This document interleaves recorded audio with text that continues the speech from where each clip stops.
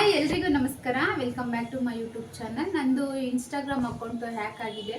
So ದಯವಿಟ್ಟು ಇನ್ನೊಂದ್ಸಲ ಹೇಳ್ತಾ ಇದ್ದೀನಿ, ಯಾರು ನಿತ್ಯ ಕನ್ನಡತಿ ವ್ಲಾಗ್ಸ್ ಅಂತ ಇತ್ತಲ್ಲ, ನಾನು ಡೈಲಿ ವ್ಲಾಗ್ನ ಅಪ್ಲೋಡ್ ಮಾಡ್ತಿದ್ದು, ಅದನ್ನೇ ಹ್ಯಾಕ್ ಮಾಡಿಬಿಟ್ಟಿದ್ದಾರೆ. ನನಗಂತೂ ತುಂಬಾ ಬೇಜಾರಾಗ್ತಾ ಇದೆ. ಹ್ಯಾಕ್ ಆಯಿತು ಅನ್ನೋದಕ್ಕಿಂತ ಅದರಿಂದ ಬೇರೆಯವರಿಗೆ ಮೋಸ ಮಾಡ್ತಾರೆ ಅನ್ನೋದೇ ನನಗೆ ತುಂಬ ಬೇಜಾರಾಗ್ತಾ ಇರೋದು.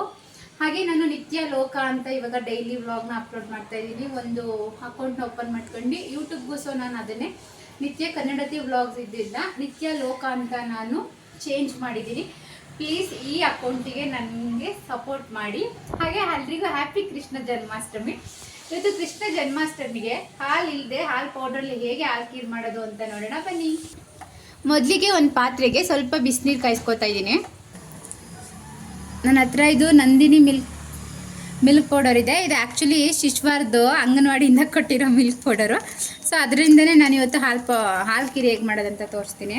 ಮೊದಲಿಗೆ ಹಾಲಲ್ಲಿ ಮಾಡೋದಕ್ಕಿಂತಲೇ ತುಂಬ ರುಚಿಯಾಗಿ ಬರುತ್ತೆ ಅಂತ ಹೇಳಿ ಮಾಡೋದು.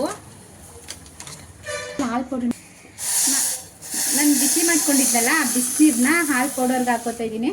ಹಾಲು ಪೌಡರ್ ನಾವು ಎಷ್ಟು ಬೇಕಾದರೂ ಹಾಕೋಬೋದು. ನಮ್ಗೆ ಎಷ್ಟು ಹಾಲು ಪಾಯಸ ಬೇಕೋ ಅದ್ರ ಮೇಲೆ ಹಾಕೊಳ್ಳೋದಷ್ಟೇ. ಒಂದು ಸ್ಪೂನ್ ಸಹಾಯದಿಂದ ನೀಟಾಗಿ ಗಂಟಿಲ್ದೇ ಹಾಲು ಪೌಡರ್ನೆಲ್ಲ ಮಿಕ್ಸ್ ಮಾಡ್ಕೋಬೇಕು. ಬಿಸಿನೀರು ಹಾಕೋದ್ರಿಂದ ಏನು ಅಷ್ಟು ಗಂಟಾಗಲ್ಲ, ಬೇಗ ಒಂದು 2 ಸತಿ ಹಿಂಗೆ ಅಂದರೆ ಸಾಕೋದು ಹಾಲು ರೆಡಿಯಾಗೋಗುತ್ತೆ. ನೋಡಿ ಸಕ್ಕತ್ತಾಗಿ ರೆಡಿಯಾಗಿದೆ. ಪ್ಯಾನ್ ಬಿಸಿ ಮಾಡೋಕ್ಕಿಟ್ಟು ಸ್ವಲ್ಪ ತುಪ್ಪನ ಹಾಕೋತಾ ಇದ್ದೀನಿ.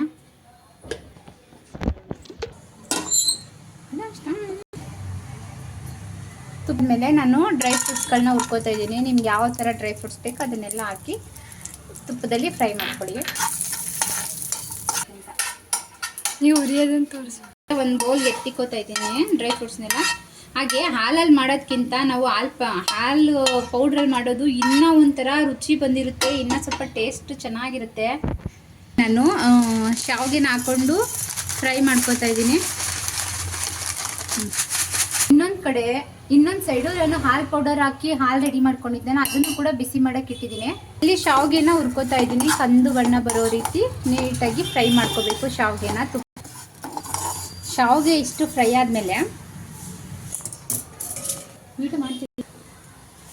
ನಾನು ಶುಗರ್ ಕೂಡ ಇವಾಗಲೇ ಹಾಕೋತಾ ಇದ್ದೀನಿ. ನಮಗೆ ಎಷ್ಟು ಸ್ವೀಟ್ ಬೇಕು ಅಷ್ಟು ಸಕ್ಕರೆನ ಹಾಕೋಬೇಕು.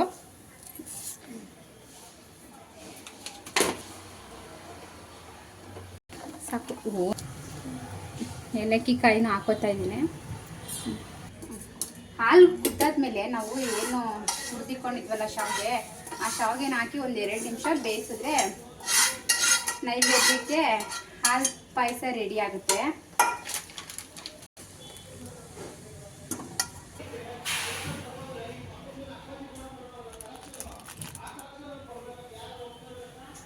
ಹಾಕ್ತಾರ ಡ್ರೈ ಫ್ರೂಟ್ಸ್ ಎಲ್ಲ ಹಾಕಾದ್ಮೇಲೆ ಇದು ಚೆನ್ನಾಗಿ ಇಷ್ಟು ತೆಳ್ಳಗೈತಲ್ಲ, ಒಂದು 10 ನಿಮಿಷ ಆದ ತಕ್ಷಣ ಫುಲ್ ಗಟ್ಟಿ ಆಗ್ಬಿಡುತ್ತೆ. ಅದಕ್ಕೆ ನಾನು ಸ್ವಲ್ಪ ತೆಳ್ಳಗೆ ಮಾಡ್ಕೊಂಡಿದ್ದೀನಿ.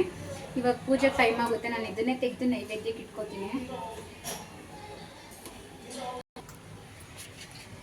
ಮಾಡ್ತಿದ್ಯಾ?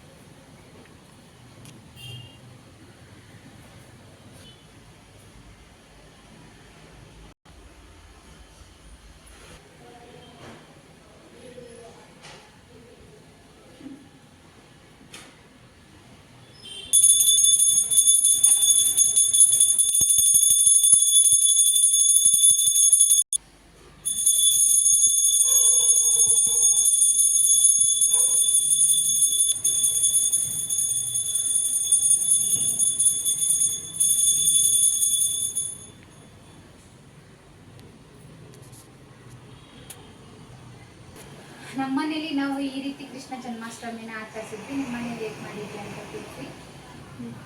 ಬೇಕಾದ್ರೆ ಹಾಲು ಖೀರ್ಗೆ 1-2 ಸ್ಪೂನ್ ಬಾದಾಮ್ ಪೌಡರ್ ಇದ್ರೆ ಹಾಕೊಂಡು ಇನ್ನೂ ಸಖತ್ತಾಗಿ ಟೇಸ್ಟ್ ಬರುತ್ತೆ. ಟ್ರೈ ಮಾಡಿ. ಪೂಜೆ ಎಲ್ಲ ಆಯ್ತಲ್ಲ, ನಾವು ಟೇಸ್ಟ್ ಮಾಡೋಣ ಅಂತ.